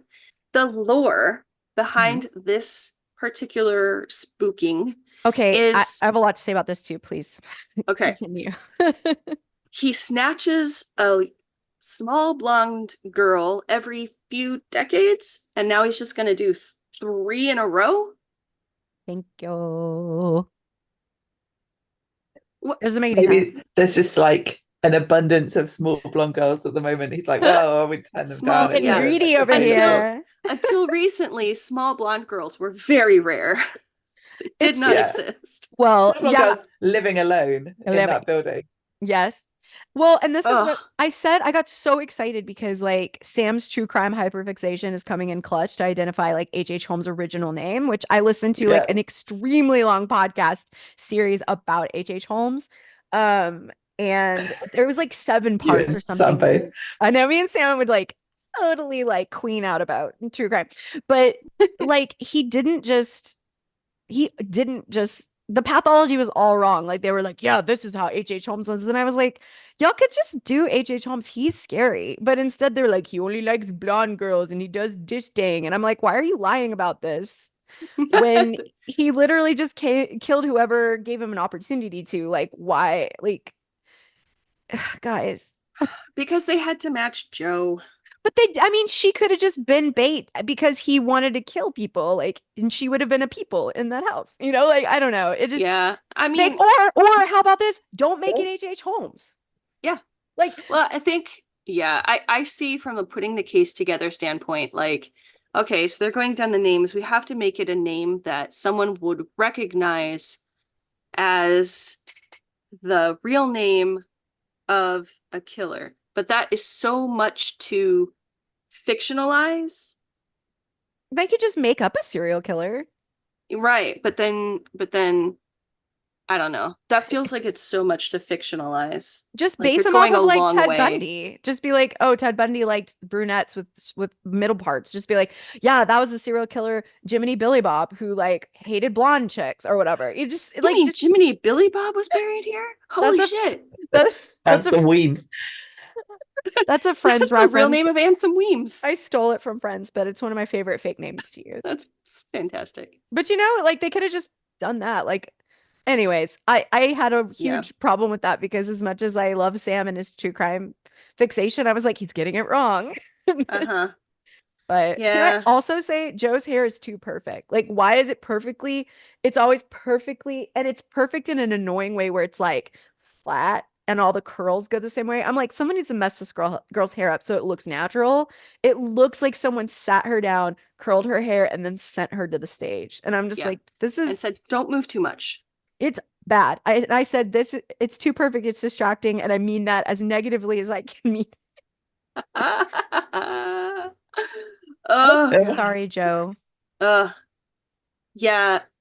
I just have like here and there, I just have lists of things about Joe that I don't like. And I feel bad about it. Like they're mostly related to how she has this girl dean, not like other girls persona. It's Like very pick he's me, like, but where Ugh. did you get all that money? Uh, Work in a bar isn't that lucrative. Well, they're hunters not. aren't that good at poker. And then she's spinning the knife around, and it's Well, the just, entire trope is that she's being underestimated because she's a girl. yeah, And then she constantly breaks those stereotypes. They're all sexist tropes, though. It's all sexist stereotypes that, like, yeah. a girl can't do this, a girl can't do this, and a girl A can't do girl this. can't play poker well enough to win against hunters. A But girl shouldn't be then spinning a knife. it's Yeah, not empowering to have a character like this do all those things, like break those tropes, because then it becomes like a male fantasy. She's only breaking stereotypes to gain the approval of men because she's doing cool stuff that men like. And we know she's written by a man. And so it just feels icky. I think that's why it feels bad. That's why we don't love Joe, Yeah. because it feels icky. I know this isn't Did an you guys authentic. did you guys read her twirling her knife around as being cool though? Because I thought it was like a bit try hard and seen as try hard within the context of the Definitely. episode. Like that's why I Dean kind definitely of saw it as mocks her cringy for and it. try hard. Yeah. I felt But like I it was think really embarrassing. yeah, but I think the episode kind of calls her out on it, right? Because it seems like, why are you waving your silly little knife around? Like, I don't think it's meant to be like she's a cool girl that's not like other girls. She just thinks that she's a cool girl that's not like other girls, Which or is kind she's of trying to be worse. that. But if the She's narrative like, acknowledges it, then I'm down.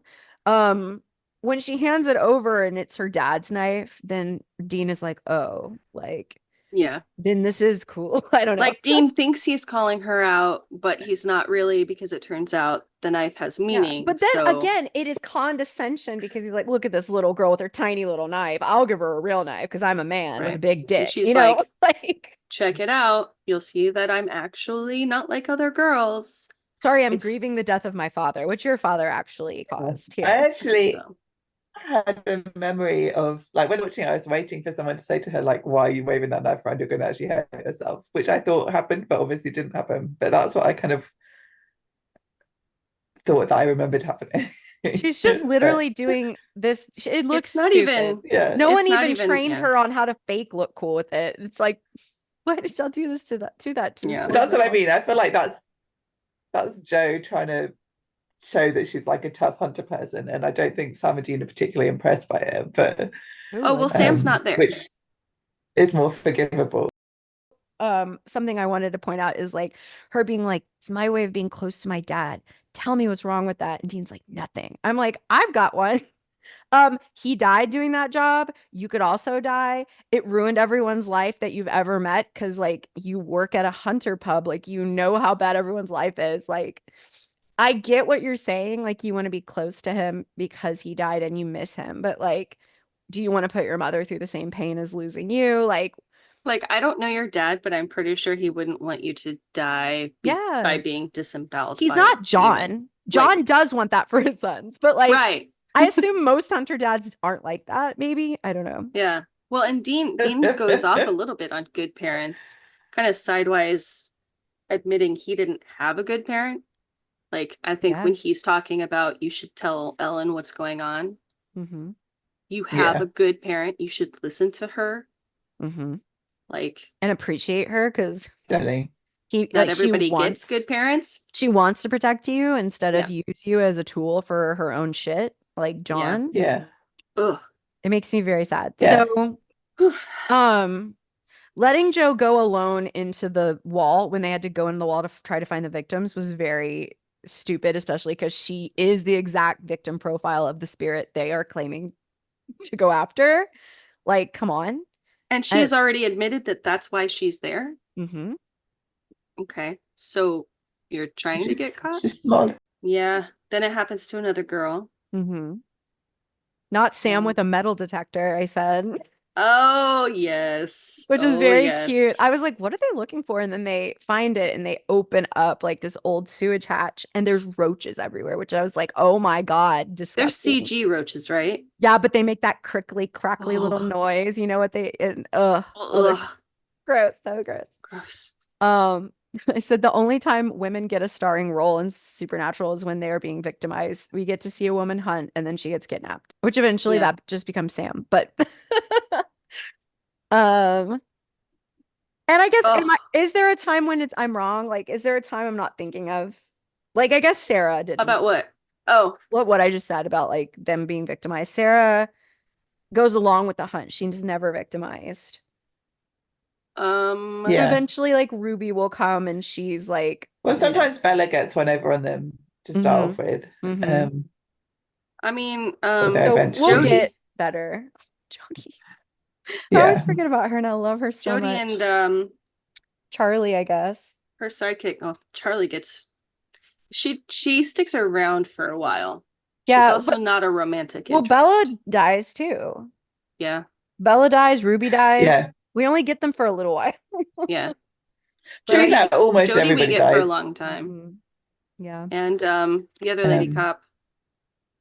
Jody and I can't remember her name, but I loved them I together. what, loved her. Donna? Yeah. Donna! Donna. Yeah. Man, I'm gonna have to go They back to hang my out. tags. They They're can so hang. cool. Again, Sam cradling the other Jodie does get kind victim, of like Yeah.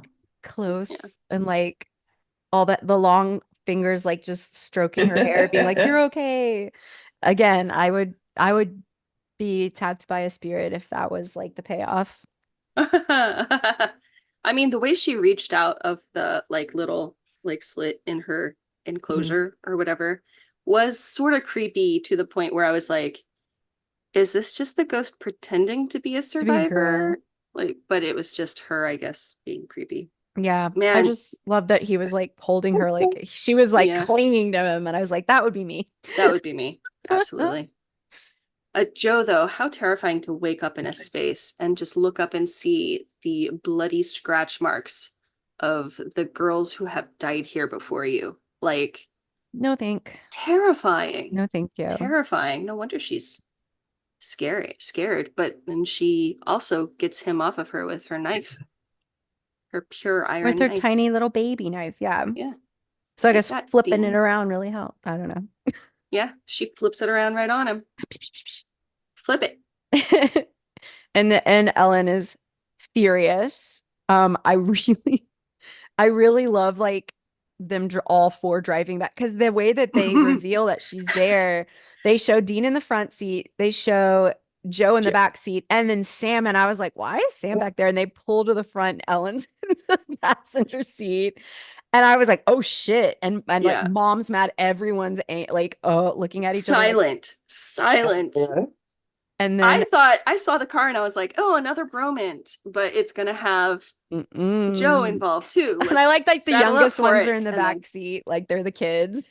I was like, like, where's the roadhouse? Is it near Bobby? Is it sort of I have no idea. like, Let's look it up. because Somebody's got to know. Bobby is in like Oh, it's the South first thing. Dakota, I It's in think. Nebraska. Yeah, so you're it's like pretty close. Yeah. So they're driving from Philadelphia. Philly, yeah. Like, that's a That long drive. she flew there to get there in time. So Yeah. they've got a very Yeah. long drive Yeah. home. He's like, you weren't kidding about flying in. Maybe we should listen to music. And then like Cold as Ice comes on. And she She's like, snaps it off. fuck you guys. I Okay. love it. Yeah. And that's I'm the like, thing is like they get back and she won't explain it. She's trying to cover for John. Like Joe even says, what's your problem? Like everything's fine. Like they had my back." And she's crying. She's like father, like son. And then she cuts herself off. And I wrote, "Girl, don't cover for John. Fuck him." And she has to admit to her, like, you lost your father because of John, and he's such a piece of shit. He never came back around. Like, she explains that to Dean, like, or you want to remember how he never mentioned us and he like never came back around. Like, that really shows that he's just not down to take responsibility for shit. Like, he can't apologize. He can't try to make it up. He he like ghosts, I guess. Like, yeah. no pun Yeah. intended. And then Dean and It's Joe a get a 1,500-mile drive. Wow. Okay. All right. So they were really in an awkward 15, like 1,500 Like, mile silent. silence. like 21 hours. Woo! Plus hotel if they stopped, which I'm sure they did. It just tickles me. Oh my gosh. I wonder if there's a part of the two of them though, like Sam and Dean, that are like, oh my God, it feels like we're in trouble by mom. Like this is what it feels like to have a mom. Like, even though it's like a really upsetting experience, they're like, oh my God, this is like time out. A mom is mad at us. Like I never get to feel like, This is novel. oh, it's so sad to think that way, but like I do hope that they kind of are like, Oh ooh. gosh. Oh gosh. So, do we have any final thoughts on this episode? I have a couple of final thoughts. Let's do final thoughts. My final thoughts are small. Okay. One, why does Dean have to say shoulda cleaned the pipes? Does it smell like shit? Yeah, it's so No, like, it's when Joe is passing in front of him in the very small space and he says, oh, shoulda cleaned the pipes. And she's like, what? He's like, shoulda, these pipes are pretty dirty. I don't get it. You don't get it? No. Oh, Explain it. He Go on now. he should have personally, privately relieved himself in some way before getting her body smashed up against him. He should have cleaned the pipes. That's stupid. Gross. He's It's so stupid. gross. I hate it. And she's like, what? Then she hits him. I knew it was like he was making a joke of some sort, and I was like, I don't get it. I It don't was a understand it. masturbation joke. But like, yeah, Yeah. I was just like, I don't, that's stupid. But It was gross. I hated it, and it was elbows him. gross. Yeah. And then She should have been also, like, what pipe? What are you talking about? Like, I don't feel any I don't pipes. feel any pipes. I can tell you from the Mhm. experience of my basement Mm. that concrete is not going to keep water seepage out of that sewer space Yeah, I was like, this where doesn't the seem like a ghost foolproof is. plan. That is not foolproof. That salt is going to wash away eventually, and concrete is not going to help. But you go, boys. You did your best. I mean, I guess they did their best. They were high-fiving a lot about that for it not to be really a foolproof. Yeah, yeah. And then the flirting between Joe and Dean, where like it's because Sam gets a little moment, but it's only so that Dean can drive the big manly cement truck in. Like, Oh yeah, there's and so many moments that Sam does not even appear, and when he does get a moment, it's because Dean gets like this bigger, more like manly, show-offy moment of driving the cement truck in, and then she's like, "You ripped off a cement truck?" He's like, "I'll give it back." yeah, they I were don't like very it. smug for how little I believe that that plan will actually work. Yeah, I just don't. And then at the very end, Dean Mhm. and Joe get a scene where Dean gets to learn about the Winchester Harvell history Yeah. while Sam just fucks off, I guess. Yeah. Well, I thought it was weird too that she's like, leave me alone. And he's like, okay, bye. And I was like, that shit is fucked up. Yeah. Like, I hate when men are like that. Are you 14? Okay, bye. Okay. Okay, bye then. Literally, your dad killed my dad. Eat it. Like, I don't know. Like, what are we doing? Yeah. Just Anyways, didn't love that. Mm-mm. Don't love a lot about this episode. Jess, do you have any final thoughts? Not really. I think it's a very Sam light episode, especially in the context of season 2, which is generally not like that. So it's like it's not a terrible episode, but it's not from a Sam perspective, it doesn't offer that much, Yeah, I think. I agree. All right. So we are going to rate No Exit, which I don't think I made the connection of the title to the rest of it. It doesn't fit to me, I guess. But he gets no No. exit unless the No water Exit. seeps in. No Exit is a play, right? Yes, by Jean-Paul Sartre. Sartre. Of 1944, an existential French play that was performed in the Theatre du Vieux Colombier in 1944. 3 characters who find themselves waiting in a mysterious room. All right. Then Doesn't feel that relevant. Damn. I mean, there were 3 of them waiting in that room for the ghost.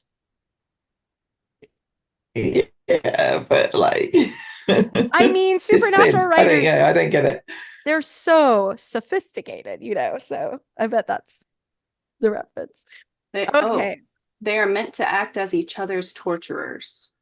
Okay, well, maybe not. I kind of want to see the play, though. It That sounds doesn't really really- interesting. Anyway, Okay, let's do our wardrobe judgment for No Exit. Let's start with Jess. This is another one I don't really remember what Sam was wearing. I think he was probably looking fine, so I guess adorable. Nothing really Agreed. stands out. Agreed. Agreed. I said genuinely good, but I don't remember why. Like, what the hell is he wearing? Oh yeah, I wrote, did we even see him long enough to see what he was wearing? That's what I wrote. I think he was so beautiful in every, like, he was styled well in every small scene I saw. I was like, he's like genuinely good. I have no idea why. Okay, well, that was helpful. it was like a glimpse. You're like glimpsing like a cryptid in the night where you're like, there he is, like he's barely in the episode. Okay, let's do our Sam fan friendly scale, and we'll start with Jess and screen time for this one. What did you give this one? There was not a lot of sound screen time. Yeah. This is one of the first ones I think that I've been on the podcast board that has really low sound screen time. So Yeah. maybe a two. Like he's not really Mhm. in it much. Yeah. Like, and when he's in it, he's kind of in the background. Yeah. So That's fair. Elle, what did you give it for screen time? I wrote F minus, and I think I'm gonna translate that to like I think this is my lowest score yet. Like 2.5. Ooh. Okay. I give it a two also. I just thought like he was there, but like, and he was precious, but it was below average for the amount that I would like to see. And there's a lot of stuff I was not interested in seeing when he wasn't there. So, yeah. so even when he's not always there, if Dean can make an interesting conversation with someone that gives us more background on their connection or their family, that helps. But I mean, it was just Yeah. Joe We just talked doesn't lend itself or lend herself much to that. Yeah, we talked about in another episode about how Sam can kind of loom present in a scene even if he is not physically there. Yeah. And in this, it's like the opposite. Even when he is physically there, he delivers a plot point and then he's out. Right. Right. Can I say two instead? Yeah. I What if I think was like, it's locked 2.5. in too late? You Yeah. cannot change it now. Final Final. answer. This is a very official podcast. Sorry. Ah, All right, Jess, let's talk about enjoyment of this episode. What did you score it for enjoyment? I mean, it's not like an episode like you get in some of the late seasons where I find it actively offensive. But it was also pretty new. So I guess for neutral, I will put it at 2.5 because it's in the middle. Yeah. What do you think, Al? I also said a 2.5. I gave Cool. it a D plus D plus.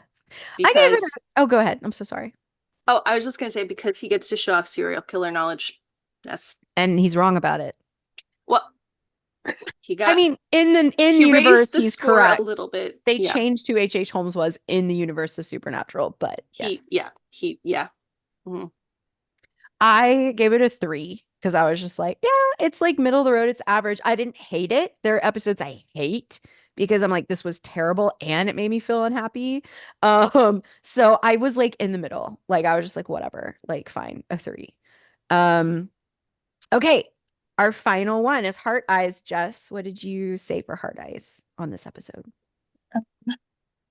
I mean, I always like Sam, but he didn't really do much Yeah. in the episode to be anything. So I guess a three. Like it was Yeah. fine, but again, like it's not much to work with. You're so right. All right. Elle. I am somewhat embarrassingly also gonna go with a three. I just keep matching Jess. That's not embarrassing. Um, It's just correct. It's just right. I wrote there's basically no hard eyes moments, Mhm. but I so mean, there like is that one where he is cradling that woman. and that's what put it to a three instead of a 2.5. So I'm like putting like for stuff like this, like a 2.5 is like zero, no Mhm. hard eyes moments, but not negative moments either. Yeah. And she pushed it up from like the zero at 2.5 up to a three. Yeah. So the cradling the That girl. makes sense. That makes sense. I gave it a 3.7 because like it was really hard for me not to give it a 4 because of the cradling because I'm obsessed with those moments. But I was like, he doesn't do any, it can't be that alone. So I knocked it down a little bit. But I always Yeah. overscore it a little bit on Hard Eyes when he gets to be like very loving and sweet and like comforting. Because I yearn for the Jared hugs. He's very good at giving the hugs. Guys, Woo! here is our average. This is not a good episode. So my average is 2.9. Jess, yours is 2.5, and so is Elle's. Like this is a below average episode. I think this is the lowest I've scored Not anything. a Sam episode. It's just not one, yeah. For Sam, a Sam friendly scale, it just Yeah. wasn't in the cards for this episode. I think a Dean Like if I was podcast would watching rate week it to very week, high. Maybe, yeah. yeah, Hmm. depending on their view on Joe. But I think because I was like, if I was watching week to week and I was like, what, that's all I'm getting this week, I would be annoyed. Yeah. Yeah. Luckily, we can just go to the next one, but I don't know how anybody Yeah. watches things week to week. it's tough. I don't remember it from my youth. From our youth. I've blocked it out, having Ever to wait a whole week. Ever so often, HBO will have something that does that. And I'll enjoy it. Like right now, Penguin is like so good. Like I watched the pilot and I'm obsessed. So I'm excited to watch that week to week, but everything else I can binge. So it's like a nice balance. But That's nice. Yeah. all right, girls, ladies, people, love you. Thank you so much for being on. Jess, you get to go Thanks rest. for having us. I know it's so late Go there. rest. Y'all are the Yes, best. indeed, I will. Thank you guys, and we'll see you on the next episode. Bye. Thank you.